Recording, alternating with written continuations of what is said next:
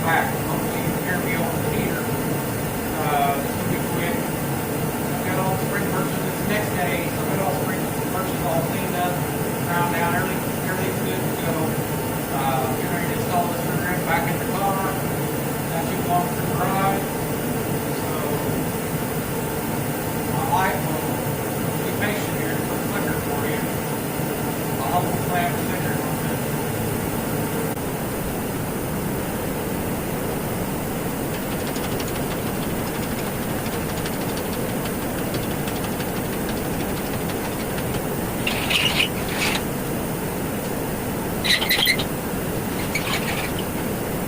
I will say this works really easy on a person having a lift. You can put up the proper height cherry picker works perfect.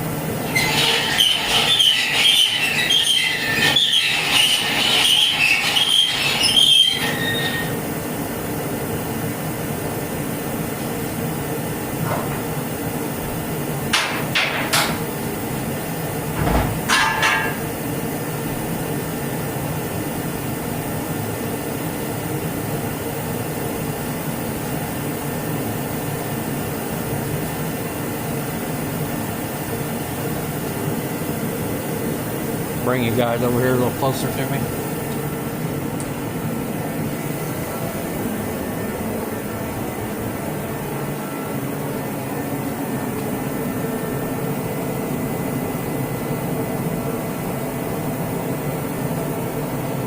So as you can see, that went pretty easy.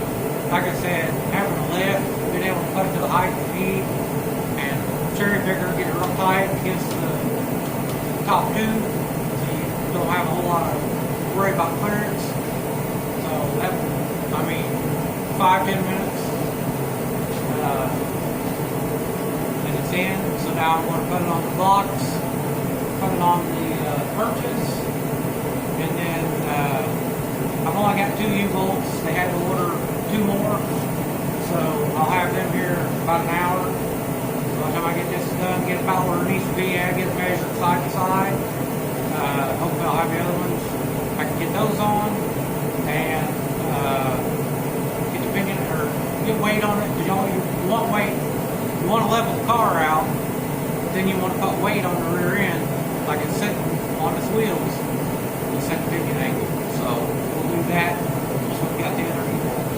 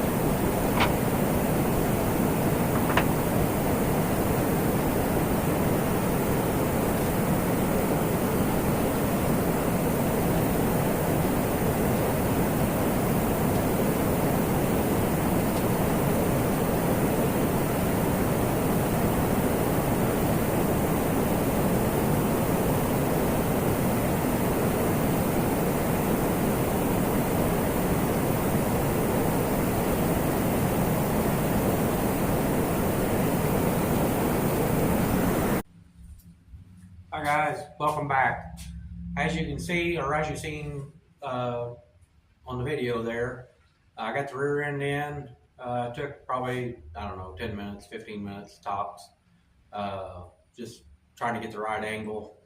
I put this rear end on against the cherry picker a little bit closer. So I had to basically go up 1 notch on the locks on the lift to get it in right. So got it in, got the lowering blocks on and spring perches, set the rear end down. U-bolts are on. I've got the weight on the car. Only thing I've got left to do is set my pinion angle, and then I can weld my spring perches. So I've got the car pretty level. I'm going to level it just a little bit more. I had to take the front wheels off the car to get it lowered back down to where it's pretty well even.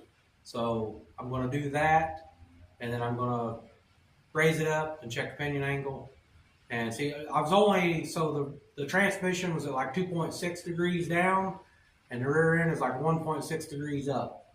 So I just got to go up just, another degree, and it'll be perfect. So that's what I'm going to work on now. I did notice, so I did a video to cut off the spring perches. And me being new at this, I had the camera more on me than I did on the actual rear end, so you really couldn't see what I was doing other than me throwing sparks. So I didn't even bother putting that video on here. The video of me putting it in that you just seen, I noticed one thing. I had my heater running, and I need to invest in some microphones, some wireless mics or something, so you guys can hear me better.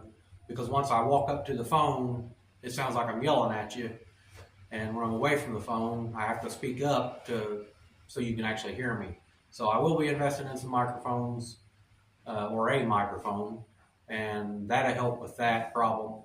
And then I got to just work a little better on the camera work and doing things. And then also the editing of the videos and stuff is all new to me, so I'm trying to learn that too. So bear with me. I do hope you like this kind of stuff. I mean, I'm a car guy, so I like everything as far as watching this kind of stuff. I don't care what it is. I don't care if it's a show car or an old junker. You know, I like this kind of stuff, and hopefully you guys do too.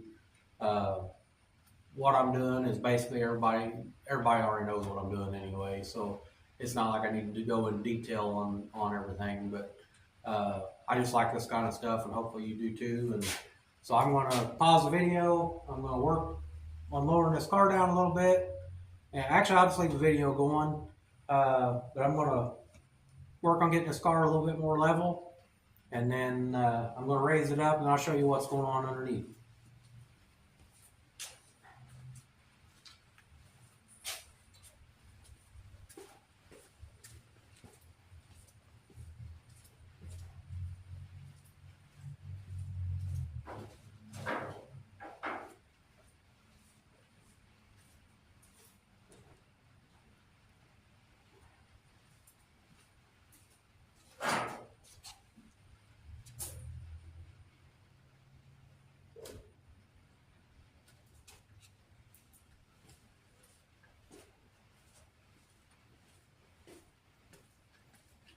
Actually, since the car's settled, because this is probably 2 days after I put the rear end in and put the weight of the car on it.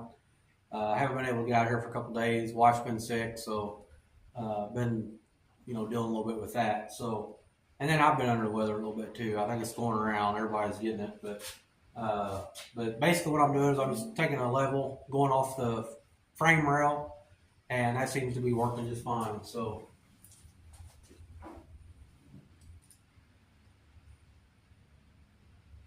Yeah, you can't get any better than that. I'm not even going to move it anymore because it's settled enough. It's leveled itself out, so that's good. I'll get this raised up, and then I'll show you what we got going on.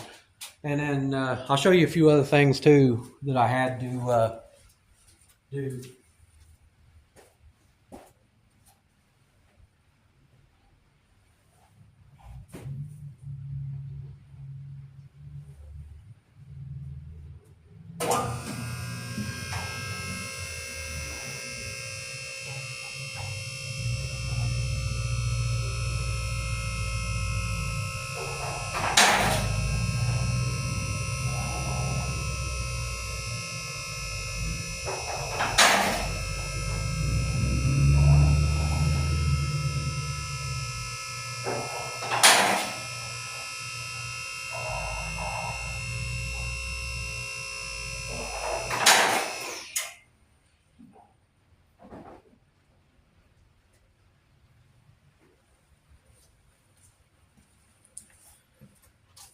I know you guys can't hear it right now, but for some reason, when I'm driving these old cars, I like to listen to 50s music. I don't know why. That's probably kind of strange. I don't know. But even when I'm out here in the shop working on it, sometimes I like to listen to my classic rock and roll. Sometimes I like to listen to the heavy rock and roll. But when I'm working on this, I like to turn on the 50s and 60s rock and roll. So, obviously, I can't play it for you because it'd be copyright, but hopefully I can find something I'm editing these videos that you might enjoy. So I'm going to put you on pause. All right, guys, so you can see what little light I got here. You can see there I got the lowering blocks in, perches are on. I just got to weld them once I've got my pinion angle set. And should be good. I am going to have to get rid of that rubber because that's definitely going to hit, I'm sure. So I will show you this, though, if I can do this with one hand. So these plates here on the bottom, I actually had these plates for one of my flip. I've got 2 flip kits for my F-150. I bought a cheap one on eBay, and then I bought a good one. So the cheap set actually had the little brackets, and I'll show you in a minute, but it also had these plates, and it had U-bolts, which I couldn't use the U-bolts because I went with the 3-inch blocks. But the reason I had to use those is because these factory ones are for a 3-inch U-bolt. So I was going to have to notch these, and you can see there's not a whole lot of room to notch these out to get a bigger. I'd almost have to notch it over here, you know, like right here on all the way around, and that's not really safe. So luckily I had these. I didn't have to buy any, and you can see there's 2 holes in that. So when you flip an axle on an F-150, you've got to put it in the offset hole when you're putting your rear end on top of your leaf springs, because it gets your axle back to where it belongs. This one I didn't have to worry about that. Everything lined right back up where it's supposed to be, mainly because the leaf springs are, well, you can see with the weight on them, they're like flat. So I know it probably could probably use some new leaf springs. I'm going to clean these up and put some rust encapsulator stuff on them. But yeah, I wanted to show you that. But yeah, like I said, all I've got to do is, once I get my pinion angle set, is weld both sides of those perches, and she's ready, ready to go as far as that goes. And then I'm going to take that rubber off. And I think I'm going to get lucky here too, guys, because once I get this moved up just a little bit more. So I have the drive shaft out of the Explorer that this rear end come out of. And the only reason I took the drive shaft was because I needed that deal that bolts to the yoke here. And I was going to put a one of those bastard U-joints that goes from GM to Ford. And then I've got this yoke here. Well, this yoke is one of my circle track yokes, and it's a long yoke. So it's a lot longer. So you can see that's pushed in all the way, but there's still quite a bit sticking out there. And that's about what you want sticking out when you're setting your drive shaft, but you don't want it all the way up against like it is, because this is a long yoke. It's probably maybe 2 inches longer. But we use them a lot in circle track cars because of the suspension movement. And so I got to measuring the other day, and then I measured this old drive shaft, and I'll tell you what, I think if I move this out, I was only like 1.5 inches off to 2 inches off.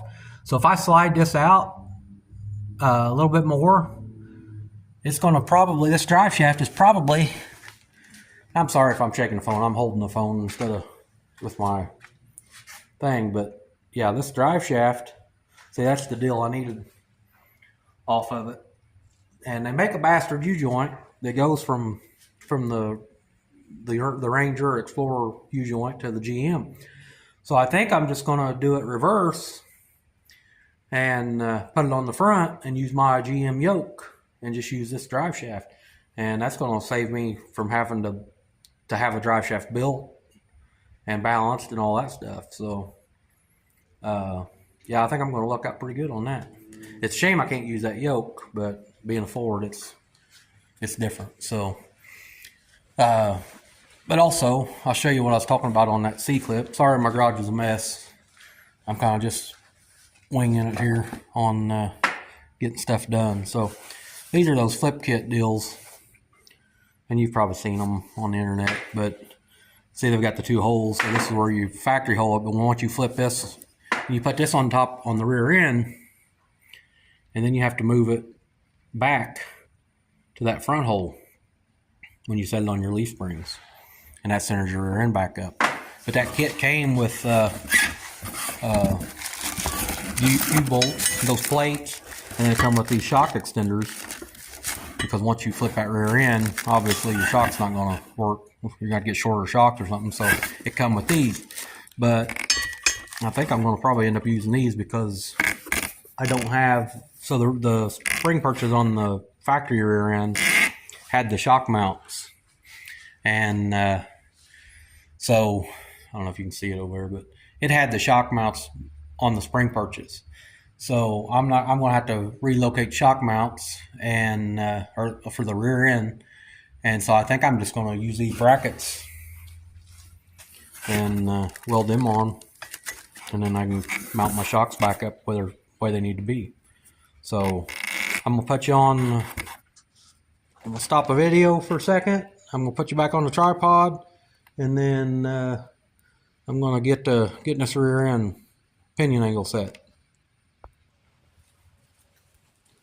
These little guys here are a lifesaver. I mean, I've got the regular style angle finders, but I bought this thing when I was, I don't know, probably 3 or 4 years ago, and it helped on like setting my bar adjustments on the rear end and stuff on my race car. So it works really good because it gives you, you can obviously count lines on the old style, but this gives you an exact. So I'm gonna jump under here, check my stuff again, and then I'm gonna adjust that rear end angle, and then I'm gonna lock her down for the final time. So.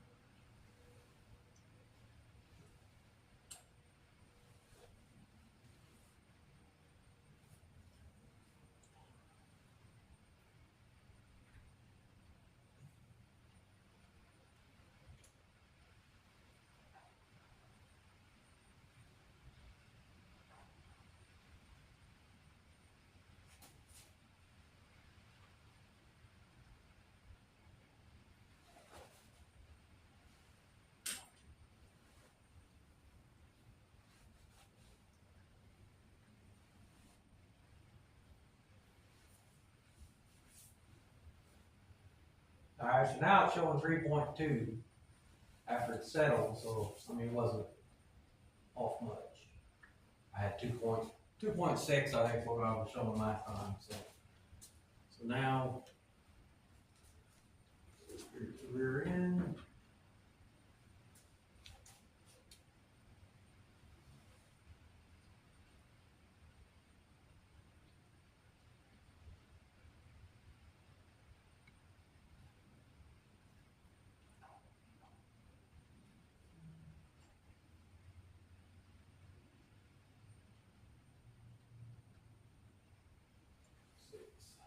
So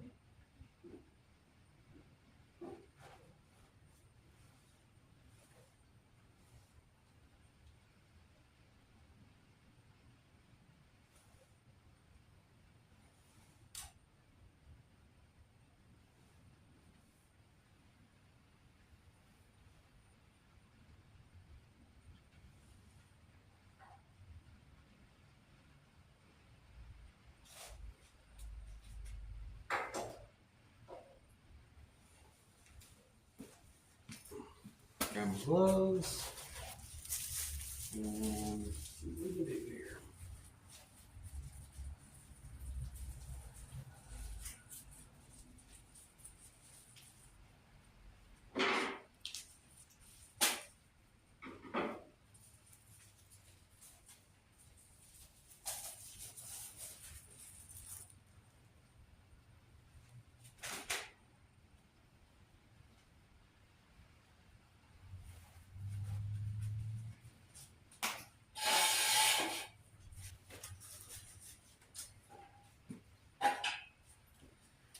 I've been buying some new stuff since I got the lift and everything. I bought this, I don't know if I can see it real well, but I bought one of these tall jack stands, which will come in handy for like exhaust work. I'll probably go back and get another one.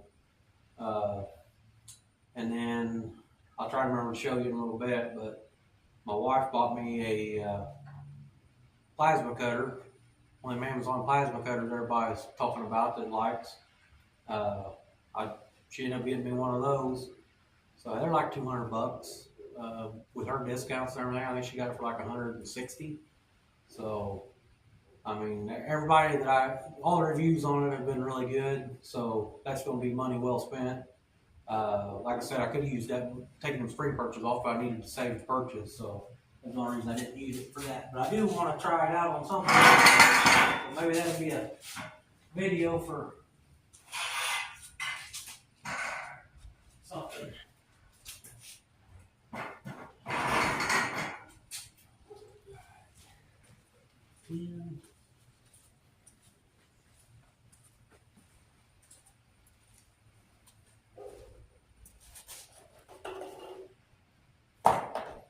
Did get a pen with that, but where I put it at.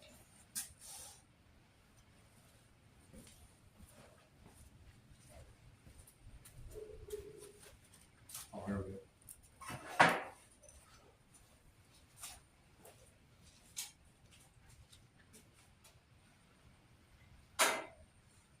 You guys are probably wondering why I'm not putting this, raise this lift all the way up. I've got clearance to raise it all the way up. I built this garage specifically for the lift, even though I didn't want tall ceilings. I've got it where I can go right up in between my trusses. But I'm a short guy, so I don't have to put the car up very far to get up underneath of it and be able to work on it. So if I put it all the way up where it goes, I can't reach nothing. So.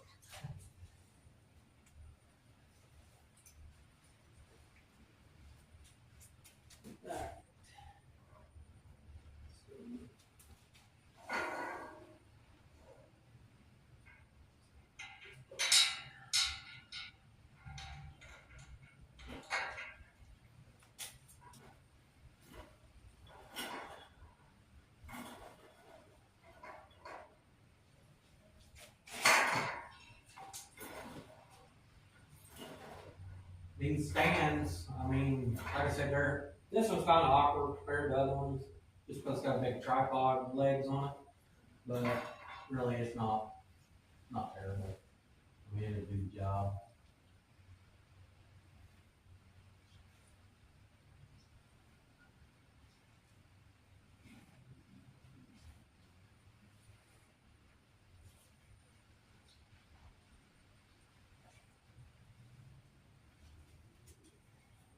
Maybe do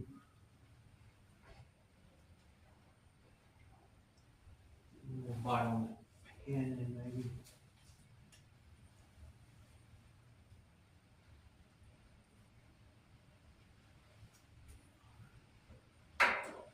Probably have to back these off just a little bit more, and then I should be able to spin that rear end. Because I don't want to lift the car up, I just want to spin that rear end. So let me see if I can.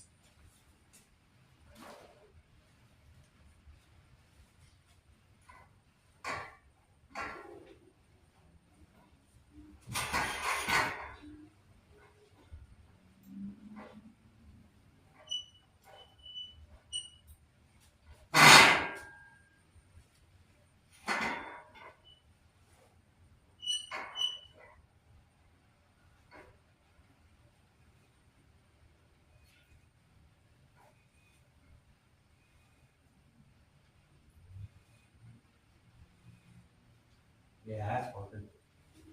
Oh yeah. I can see it moving now.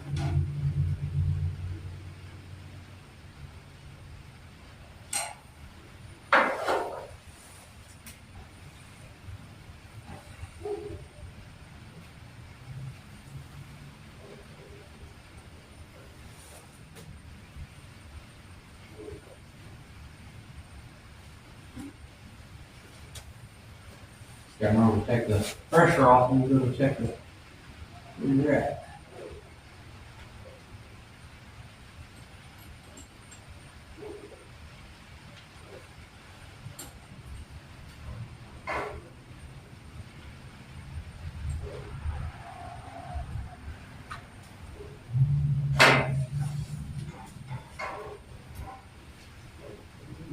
going with it.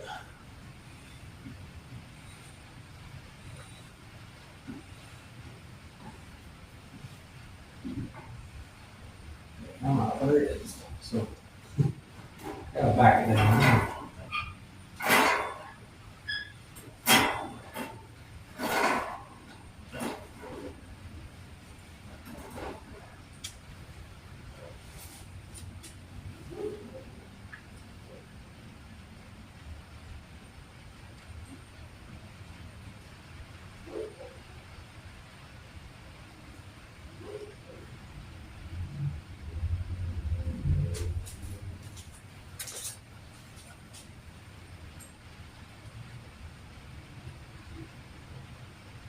3.3 on the transmission.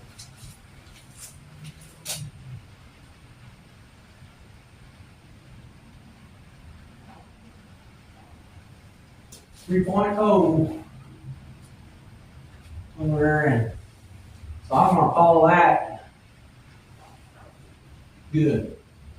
I mean, that is pretty close. I'm gonna have to take this rubber off and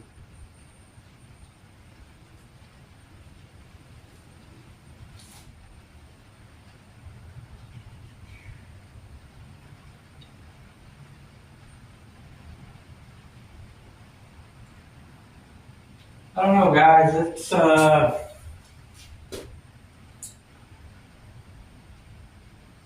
giving me a lot of. So I'm good on pinion angle. Only problem I'm going to probably run into now is I'm getting real close.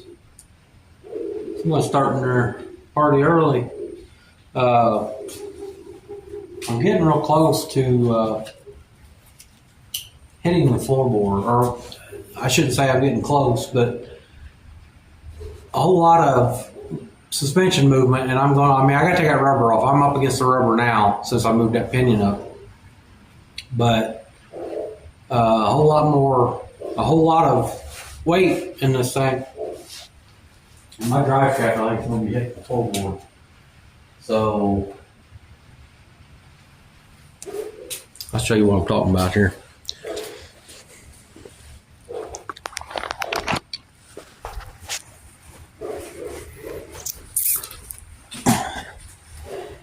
So you can see the rubber there, but I mean, I'm 2 to 3 inches maybe from that floorboard, and I don't want to cut the floorboard out. So I'm going to set this camera up. I'm going to take this rubber off. I'm going to set the camera up, and then I'm going to pull down on the rear end. I know shocks will help a little bit, and I can even put coil spring shocks on the back of it to keep it from bottoming out. I like to look at that now. I don't care if it gets any lower, and I mean, you can see up there, those rubbers are plenty of room. But this is the big thing right here. I don't want to have to cut this floorboard out. So I'm going to, before I lock them perches down, I'm going to take that rubber off. I'm going to film this and see how close we actually are, because I think we're going to have problems with this. So I may have to do away with the 3 inch and go to either 2 inch, maybe 1 inch. So I hate that because I like the lower look of it. And I don't know, well, you've probably seen it. I like the look of it, but yeah, that could be a problem right there, especially now that I've raised that pinion up. I don't know, I'm going to have to give this a little thought and see what happens. Like I said, I mean, worst case scenario, I can put some coil springs on it, coil over shocks, and that'll help. Hell, it's going to give it a stiffer ride, which I'm not going to care too much for, but it's going to keep it from bottoming out when I hit, go over bumps, or like I said, put weight in the back of it. So that's definitely going to be something to consider. So before I lock them perches down, that's what I'm going to work on.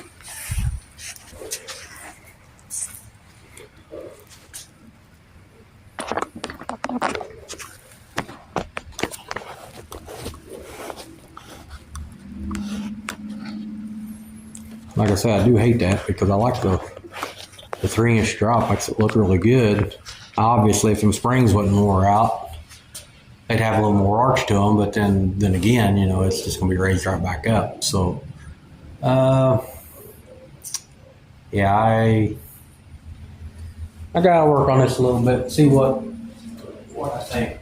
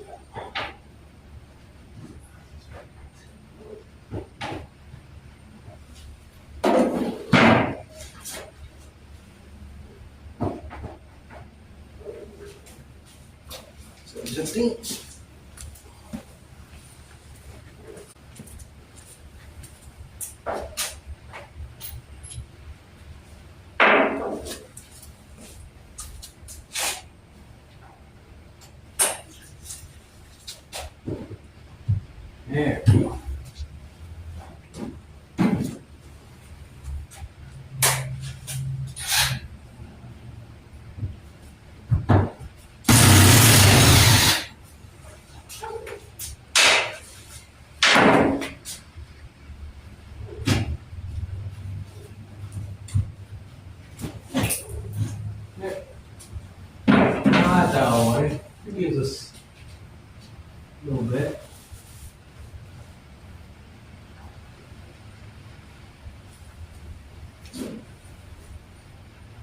Now, like I said, the big thing is going to be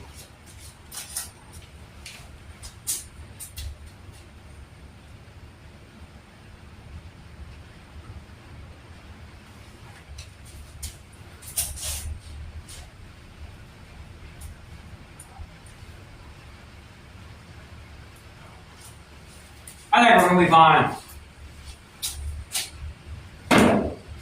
Yeah, I think we're going to be just fine on that. I don't think it's going to cause any issues.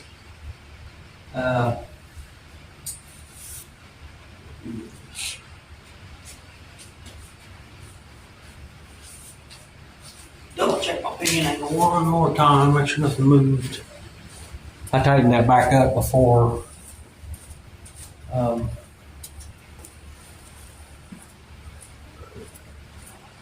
Shaking it like that, which really that thing ain't gonna move unless you put some weight on it, up or down on the pinion.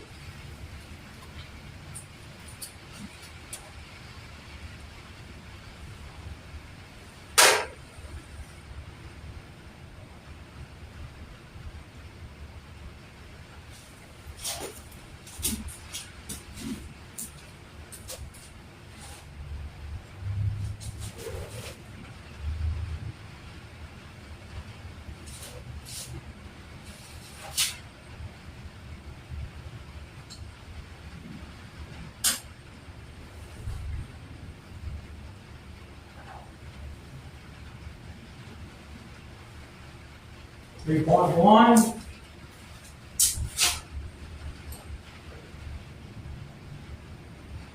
3.1. We are, yeah, 3.1, we're good. So,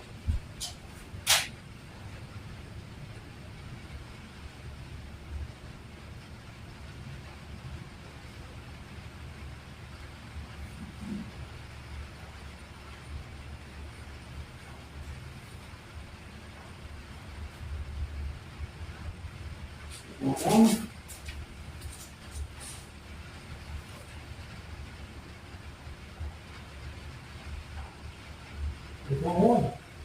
Yep, we're on money. So I think that's going to be fine.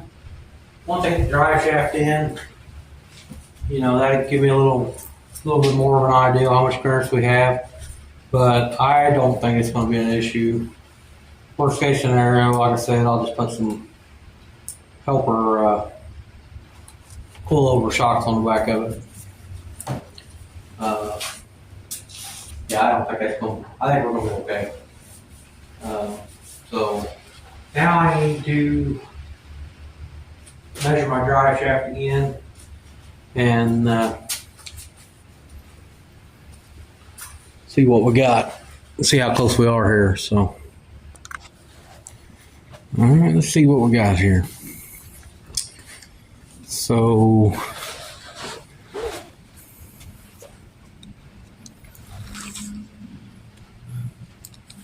not real sure of a good way to measure this, because I need to add the flange to it. So let's see what we got here.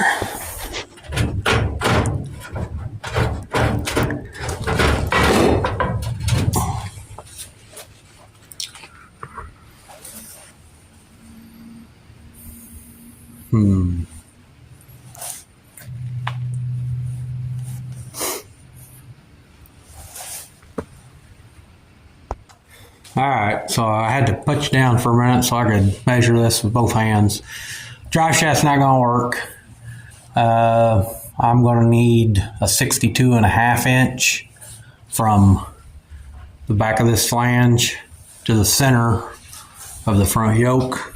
Needs to be 62.5, and this is like 58. So even pulling that long yoke out, there's no way I can pull it back that far.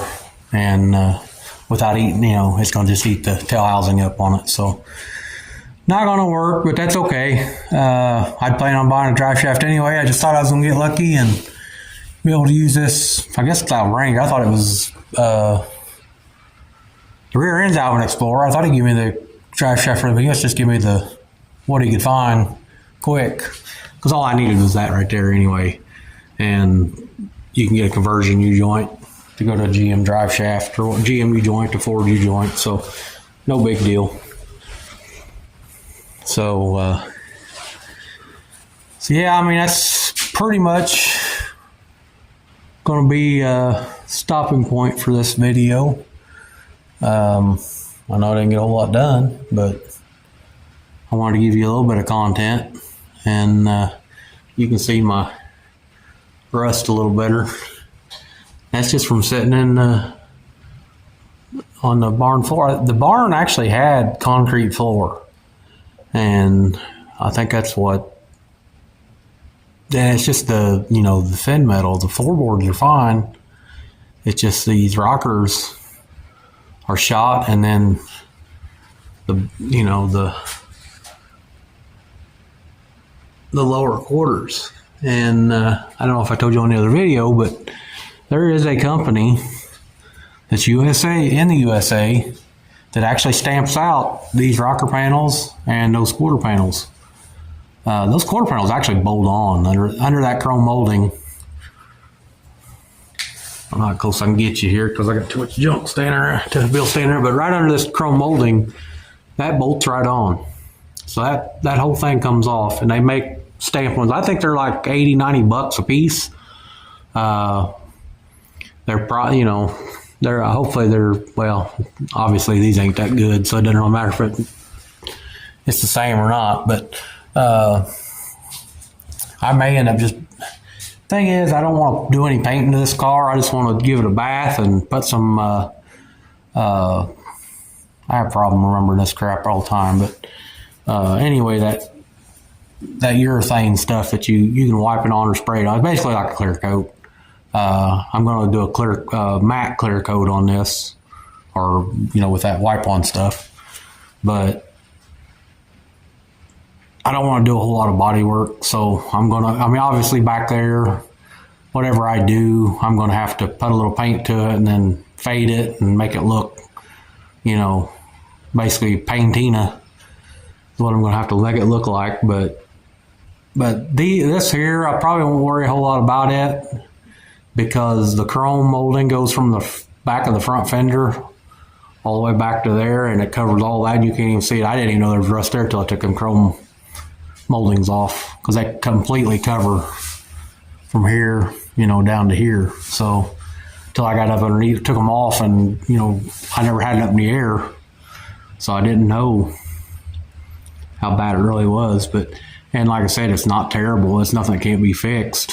My doors and everything's still shut fine, so none of that's, because you got these big supports right here, so none of that is hindering anything. It's so that piece there I can make easily. And then the mount itself is still holding up into the floorboard. It's just this outer part here. And like I said, this was sitting on that concrete floor in that barn for 50 or 45 years. Since 79, however many years that is now. So, I think it's going to be just fine.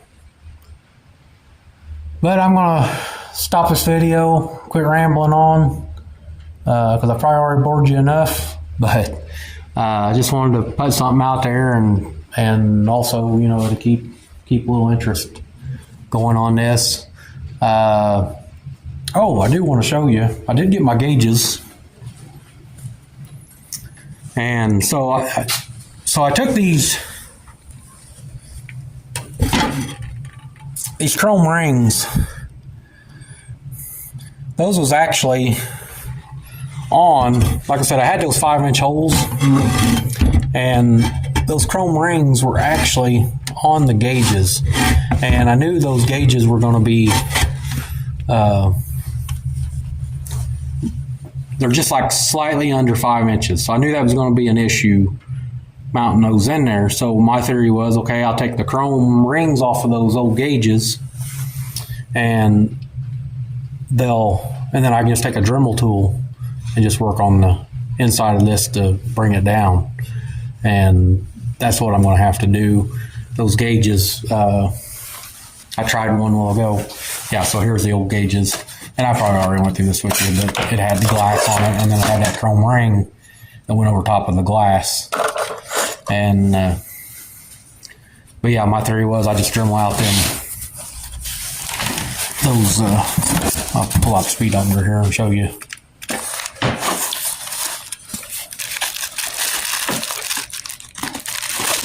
One-handed.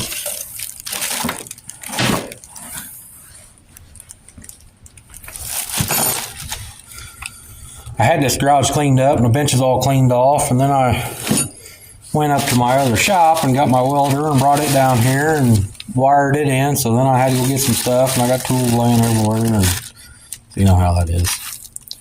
But here's they're Dolphin gauges. They're out of Florida. I'm not sure where they're made. They're probably China or something, but this is the speedometer, and then I got the other gauge, which has got the, the fuel temperature, oil pressure, and amp gauge on it. But they come with all the sending units and everything. This is a mechanical speedometer. So, but anyway, my theory was because it's got the chrome ring already on it. So I was just going to just slide it in. So it starts in, but that, I don't know if you can see it or not with the lighting, but it's got that bevel to it. So I'm just going to take the Dremel tool and hog them holes out a little bit and keep those chrome rings in there, because I have to have something to keep this, and then this slide right up against it, and you won't even be able to tell, but I mean that's going to look pretty good in there. They had 4 different colors. They had tan, white, black, and gold. Now this car has a lot of gold on it, so I was going to go with gold, but my wife talked me out of it and wanted me, because I mean, I've got gold, obviously I got a gold emblem here, and this is a little light. It had a light bulb in it. I assume that it's a red light, so I'm assuming that was maybe the brights or something, or just something to tell you that the accessories are on. But as you can see, the old gauge had that gold, they've black gauges, but had that gold deal in the center there, and then there's a lot of gold on, as far as the emblems go on the dash, like the Chrysler there. It's gold, and then there's gold in that clock.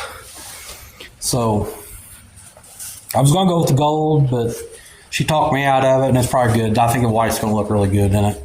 I am going to polish that up real good also too before I get too crazy with it. I'm going to take them rings out.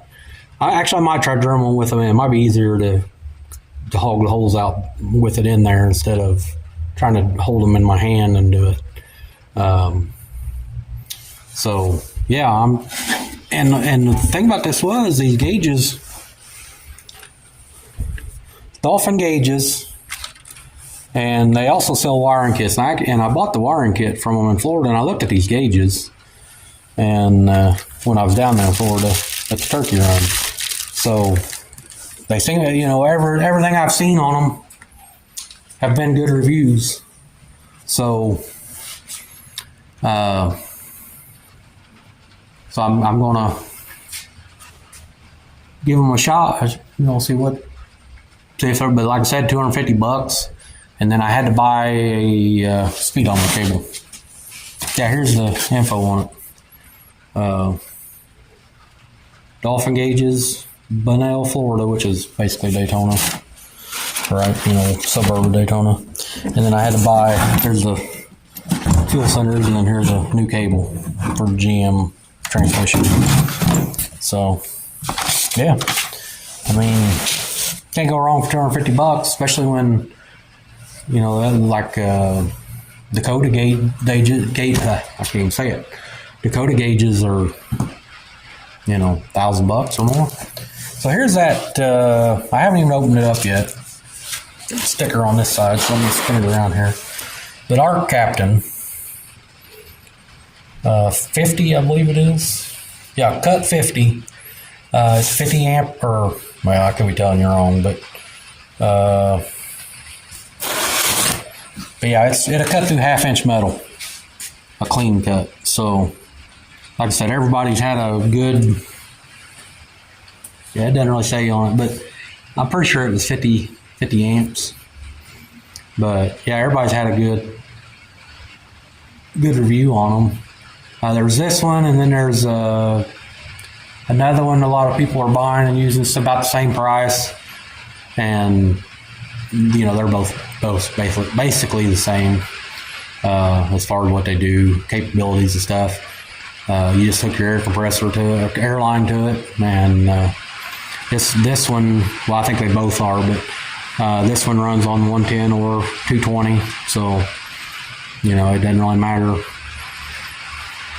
there. So yeah, the other day I went and got my welder and got everything hooked up and went to weld, and my helmet broke. So luckily I had another helmet, one of them old Hobart helmets, and I liked my other one better that broke, so I stole the deal out of it and put it on this one, and was able to do some welding. I'll tell you what too, this welder here, this welder is probably as old as, well, not quite as old as I am, but it's probably at least 40 years old. And this thing is welded wire from here to Florida and back. And I'll tell you what, it's been a good one. It still works good. It's an old antique, but man, it really works good. I'll use it until it dies, but I've had several of them. Well, I used to have some 110 welders too, and Hobart welders, which Miller owns Hobart now. So, but I always liked Hobart welders. But I bought this off a good friend of mine. He bought it new, like I said, about 40 years ago, and man, this thing still keeps on rolling. I don't think he ever did anything to it either. So, it's still running the original. It might have had the gun replaced, maybe the liner, because them usually wear out anyway. So, but all right, enough rambling for me. Hope you enjoy the video. I'll try to edit a bunch of this crap out so you don't have to listen to me ramble on. And I gotta figure out how to merge the other video with this video. And as you've seen on my first video, I hit the pause button, and then I couldn't figure out I couldn't flip the screen around to finish recording. So I had to stop the video and then start a new one, and then I wasn't smart enough to put the videos together, so I put out 2 videos on the same day, a part 1 and a part 2. So hopefully I don't have to do that on this one. Hopefully I think I've got it figured out. So all right, well, have a good one today. This is actually New Year's Eve, so enjoy your New Year's. This will probably go out tomorrow on New Year's if everything goes good. So enjoy your evening, be safe, and see you in 2025.